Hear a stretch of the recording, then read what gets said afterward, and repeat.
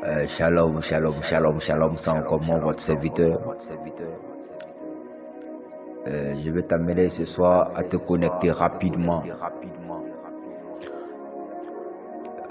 Voilà, peu importe là où tu te trouves, dans la position dans laquelle tu te trouves.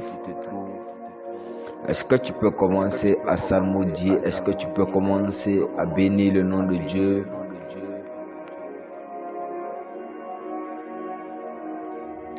C'est très important. David dit, mon âme bénit l'Éternel. David était un homme et en sa qualité de roi, la Bible dit que David a commencé à danser, David a commencé à jubiler, David a commencé à danser de partout pour montrer, pour démontrer, pour attester, pour prouver à Dieu qu'il était prêt pour Dieu. David a célébré Dieu. David a dansé de tout son cœur, à telle enseigne que la Bible nous dit que sa femme Michal était surprise. Elle était étonnée de voir son mari en train de faire de tels pas de danse. La Bible dit que lorsqu'elle s'est moquée de son mari, elle a même pris une malédiction. Parce qu'il y a un mystère dans la louange. La Bible dit dans le livre des Psaumes, vous tous habitants de la terre, chantez à l'Éternel un cantique nouveau. Il est important de danser, il est important de vibrer, il est important de louer Dieu, il est important de salmodier Dieu, il est important de rendre grâce, de bénir le nom de Dieu, d'exprimer le désir de son cœur. Nous lisons rapidement ensemble 1 Chronique 16, verset 11. Éternel, bénis un frère, bénis ceux qui entendent ce message. Efface ma personne et que ton nom soit magnifié au nom de Jésus. Amen. Nous lisons 1 Chronique, le chapitre 16, à partir du verset 11. Il est écrit, ayez recours à l'Éternel. Il dit, ayez recours à l'Éternel et à son appui. Cherchez continuellement sa force. La Bible nous dit, ayez recours à l'Éternel et à son appui. Cherchez continuellement sa face. Le passage nous dit, ayez recours à l'Éternel et à son appui.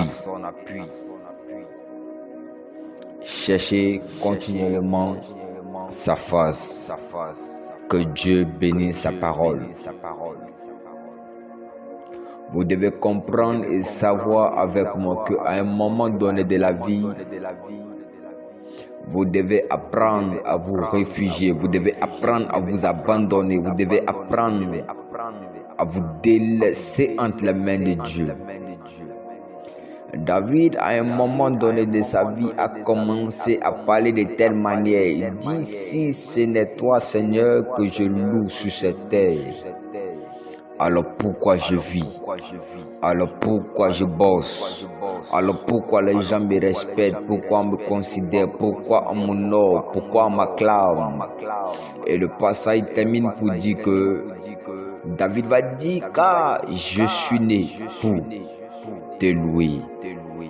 David était né pour un but précis et concis.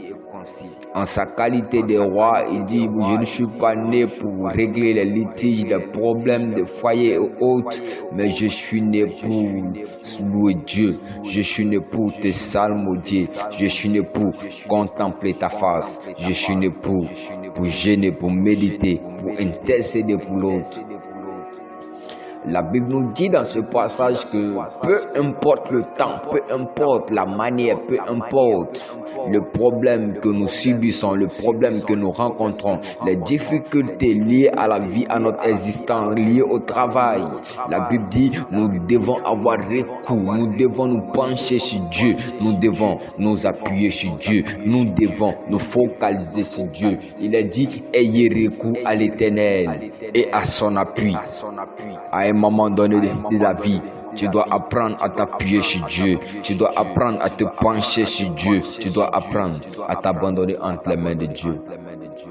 La Bible dit cet homme appelé Jaché, pendant que les hommes le méprisaient, pendant que les hommes le critiquaient, pendant que les hommes le blâmaient, la Bible dit il était obligé de faire de l'Éternel son appui. Jaché est monté sur le sycomore et le sycomore a présenté Jaché à Dieu. Les gens qui l'avaient critiqué étaient obligés de l'accepter parce que Dieu avait déjà pris le temps d'accepter Jaché.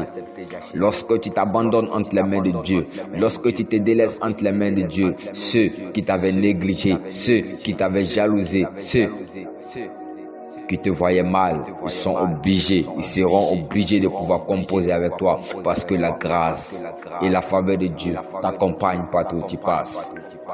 Il dit, ayez recours à l'Éternel et à son appui. Mais le passage ne s'arrête pas là. La Bible nous dit chercher continuellement sa face. Il est important de chercher continuellement. Il est important de chercher la face de Dieu. Il est important de se réfugier en Dieu. Il est important de chercher l'intimité de Dieu. Il dit approchez-vous de moi et je m'approcherai de vous. Dieu aime, Dieu souhaite, Dieu désire que nous, étant donné que nous sommes ses enfants, nous nous approchons de lui, nous nous rapprochons de lui. Il aime voir un peuple qui tourne son cœur vers lui. Il aime voir un peuple qui gémit, un peuple qui se lamente, un peuple qui prie Dieu, un peuple qui loue Dieu, un peuple qui psalmodie Dieu. La Bible nous dit, cherchez continuellement sa face, pas en partie, pas circonstanciellement, mais il dit continuellement, tous les jours de ta vie, tu dois chercher la face de Dieu, tu dois chercher la présence de Dieu, tu dois chercher l'intimité de Dieu. Qu'est-ce que Dieu dit? Qu'est-ce que Dieu parle? Qu'est-ce que Dieu veut? Qu'est-ce que Dieu veut te faire comprendre à travers cette situation? Tu dois chercher le plan de Dieu. David a dit, Seigneur, le matin tu entends ma voix, je tourne les regards vers toi. Pourquoi? Parce que David était quelqu'un qui aimait entendre la voix de Dieu. David était quelqu'un qui cherchait à entendre l'orientation de Dieu. David aimait se réfugier en Dieu. David aimait entendre. Qu'est-ce que Dieu veut? Qu'est-ce que Dieu veut dire? Qu'est-ce que Dieu veut relater? Qu'est-ce que Dieu veut nous faire comprendre? Là où Dieu veut nous amener, il cherchait à comprendre le pourquoi, de comment. Pourquoi est-ce que le phénomène était comme ça? C'est un peu comme Josué. La Bible dit qu'après la mort de Josué, les enfants d'Israël ils vont se mettre ensemble et ils vont aller consulter l'Éternel. Nous savons qu'après la mort d'un homme, après la mort d'une personne, on n'a plus de force. Tout le monde est triste. Tout le monde est abattu. Mais Josué avait mis le peuple dans une certaine dimension. À telle enseigne qu'après sa mort, la Bible dit que les enfants d'Israël ne vont pas rester là pour pleurer la mort. Ils ne vont pas rester là pour pleurer les serviteurs. Ils ne vont pas rester là pour pleurer l'homme de Dieu. La Bible dit qu'ils vont aller se pencher vers l'Éternel afin de pouvoir comprendre comment les choses vont se passer. Comment les choses vont être dans l'avancement. Comment les choses vont progresser. La fin de quelqu'un n'est pas ta fin. La fin de ton père n'est pas ta fin. Peut-être que tes parents ne vivent pas, mais sache que Dieu existe et Dieu est ton père. La Bible dit nous sommes co-héritiers et nous sommes des ambassadeurs de Dieu. Nous sommes des élus de Dieu. Nous sommes des choisis de Dieu. Dieu t'aime. Pendant que tu m'entends, je suis venu t'annoncer une bonne nouvelle ce matin. Aie confiance en Dieu. Aie confiance en Dieu. La Bible dit, même si une mère abandonne le fruit de ses entrailles, il dit, moi l'Éternel, je ne t'oublierai jamais, je ne t'abandonnerai jamais, je ne te délaisserai jamais, parce que Dieu est avec toi, Dieu combat pour toi, Dieu marche auprès de toi. La Bible nous dit, cherchez continuellement sa face. À travers ce message, je vais t'amener à chercher la face de Dieu.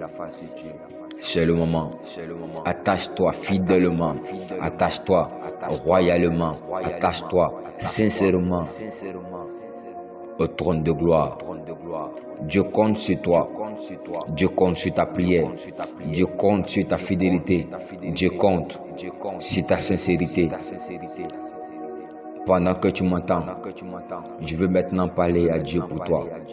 Éternel, j'élève les deux mains vers le ciel et je te recommande l'esprit, le cœur, la mentalité de cette personne qui entend ce message.